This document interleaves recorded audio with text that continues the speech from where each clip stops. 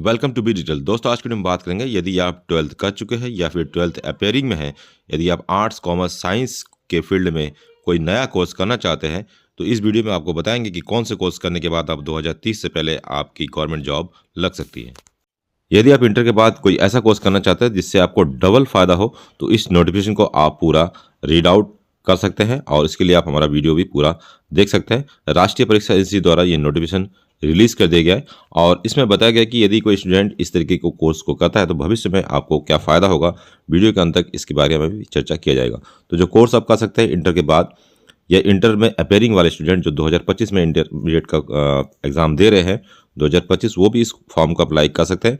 तो BA BEd में आप फॉर्म अप्लाई कर सकते हैं, BSc BEd के लिए कर सकते हैं, BCom BEd के लिए भी कर सकते हैं। तो तीनों कोर्स, इन तीनों कोर्स में काफ़ी डिफरेंट है, क्योंकि यदि आप BA BEd वाले कोर्स में फॉर्म अप्लाई करते हैं तो ये 4 साल का प्रोग्राम होगा और ये किसी गवर्नमेंट कॉलेज के द्वारा ही आप इस कोर्स को कर सकते हैं। यहाँ पे स्टेज वाइज इस कोर्स के बारे में बताया गया है। जैसे सेकेंडरी कोर्स में यदि आप ज्वाइन लेते हैं, चाहे आप BA BEd करना चाहते हैं या फिर BSc BEd या फिर BCom BEd, तो सेकेंडरी का मतलब है 9 to 12th में पढ़ाने के लिए आपको जो है एलिजिबल माना जाएगा। अर्थात आप LT ग्रेड के और PhD ग्रेड की जितनी भी वैकेंसीज आएगी उसमें आप फॉर्म अप्लाई कर सकते हैं। BA BEd यदि मिडिल वाला आप करते हैं तो 6 to 8 वाले जो वैकेंसीज आती है सरकारी स्कूलों में उसमें आप अप्लाई कर सकते हैं। अब बात करें कि ये जो फ्रेश BEd होते हैं जो 3 साल का होता है, फ्रेश BA जो होता है या फ्रेश BSc जो होता है, उसमें इसमें फ़र्क क्या है। यदि कोई स्टूडेंट BCom BEd या फिर BA BEd 4 साल का इंटीग्रेटेड प्रोग्राम करता है और यदि एक नॉर्मल स्टूडेंट जो केवल BA करता है तो BA वाला जो स्टूडेंट होगा वो सीधे BA लेवल्स की या फिर ग्रेजुएट लेवल की जो जॉब्स आती है केवल उसी में अप्लाई कर सकता है। लेकिन यदि कोई BA BEd या फिर BSc BEd जैसे प्रोग्राम में कर लेता है, 4 साल का डिग्री प्रोग्राम कर लेता है, तो उसके पास टीचिंग जॉब्स के अलावा जितनी भी BA लेवल की अदर वैकेंसीज आती है, जैसे UK SSC की वैकेंसीज आती है, UK PSC की वैकेंसीज आती है, या IAS के एग्ज़ाम वगैरह आते हैं, या SSC के एग्ज़ाम वगैरह आते हैं जिसमें भी ग्रेजुएशन मांगा जाता है, न्यूनतम क्वालिफिकेशन, उसमें भी आप फॉर्म अप्लाई कर सकते हैं। तो एक तरीके से दोहरा बेनिफिट आपको मिलेगा। एक तरफ आपका जॉब के लिए आपको एक डिग्री मिलेगी, दूसरी तरफ आप फ्यूचर में यदि आप जॉब को एक्सचेंज करना चाहते हैं या किसी और फील्ड में यदि आप जाना चाहते हैं तभी आप जा पाएंगे। तो यहाँ पे 3 या 4 तरीके से BEd प्रोग्राम है, इसको अब ये आपको ध्यान रखना पड़ेगा। जैसे प्रिपरेटरी जो प्रोग्राम है वो आपका क्लास 1 से लेके क्लास 2, अर्थात इसको करने के बाद आप जो है किसी प्राइमरी स्कूल में के लिए अप्लाई कर सकते हैं। ध्यान देने की बात है कि जो NCF 2005 है और राष्ट्रीय शिक्षा नीति 2020 है, उसमें साफ साफ ये बताया गया है कि 2030 के बाद जो है DLED को वैलिड नहीं किया जा सकता है। अर्थात DLED वालों के लिए ये चिंता की बात है कि 2030 के बाद साफ साफ ये बताया गया है कि 2 ईयर जो DLED प्रोग्राम है वो हो सकता है बंद हो जाए। तो उस कंडीशन में सरकार जो सेंट्रल गवर्नमेंट है वो 4 ईयर इंटीग्रेटेड प्रोग्राम लॉन्च कर दिया है और ये इसका दूसरा नोटिफिकेशन है। पिछले साल भी इस नोटिफिकेशन को रिलीज़ कर दिया गया था और इसको करने के बाद स्टूडेंट को काफ़ी ज़्यादा बेनिफिट मिलेगा। अलग अलग स्टेट में अलग अलग कॉलेजेज हैं। जैसे उत्तराखंड की बात करें तो उत्तराखंड में कुमाऊं यूनिवर्सिटी नैनीताल में मात्र 150 सीट्स है, जिसमें BA BEd, BSc BEd और BCom BEd के लिए 150 सीट यहाँ पे हैं।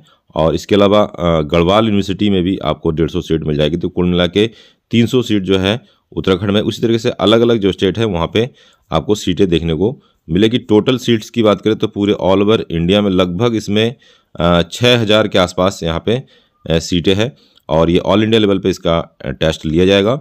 और जिन भी बच्चों का इसमें सिलेक्शन होगा उनके लिए भविष्य का एक अच्छा कोर्स हो सकता है। ग्रेजुएशन के बाद ही इस तरीके की नोटिफिकेशन में जब भी ये BA BEd या 2 साल का इंटीग्रेटेड 4 साल का इंटीग्रेटेड प्रोग्राम मांगा जाएगा उसमें आप फॉर्म को अप्लाई कर सकते हैं।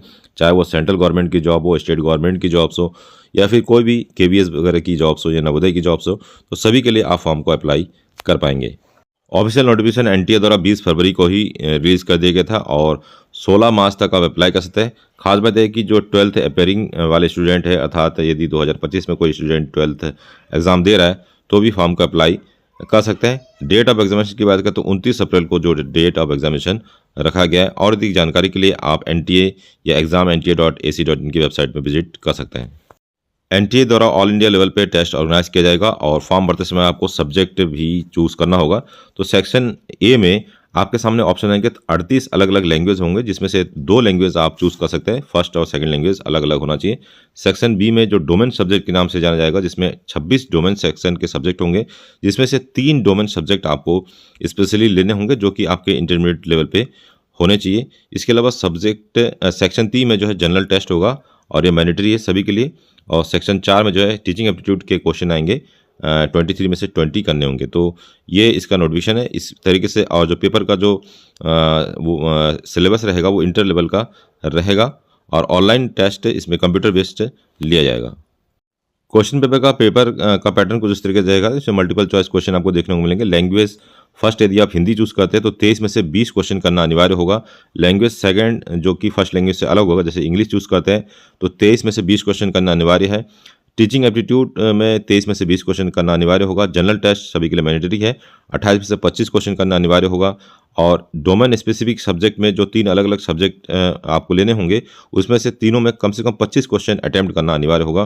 तो 181 क्वेश्चन का यह सेट होगा, जिसमें 160 क्वेश्चन करना कम से कम अनिवार्य होगा।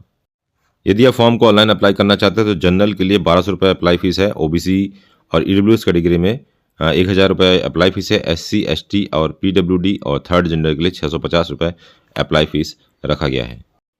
ऑल इंडिया लेवल पे यदि सीटों की बात करें तो IITs और NITs और RIES के अलावा जो सेंट्रल गवर्नमेंट एवं स्टेट गवर्नमेंट की जो यूनिवर्सिटी है उसको मिला के यदि बात करें तो टोटल मिला के 6100 सीटों पर ऑल इंडिया लेवल पे ये एंट्रेंस एग्जाम कराया जाएगा।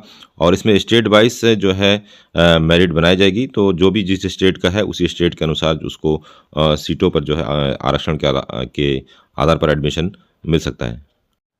एग्ज़ाम डेट कन्फर्म है, 29 अप्रैल ट्यूसडे को एग्ज़ाम इसका होगा। और शिफ्ट 1 जो है 9 से लेकर 12 बजे के बीच में, और शिफ्ट 2 जो है 3 से लेकर 6 बजे के बीच में ऑर्गेनाइज किया जाएगा। और एक कंप्यूटर बेस्ड टेस्ट CBT इसमें ऑर्गेनाइज किया जाएगा। तो दोस्तों ये था आज का वीडियो। इस वीडियो के रिगार्डिंग कोई और जानकारी आपको चाहिए तो मैं कमेंट कर सकते हैं। मिलते हैं नेक्स्ट वीडियो में। जय हिंद, जय उत्तराखंड।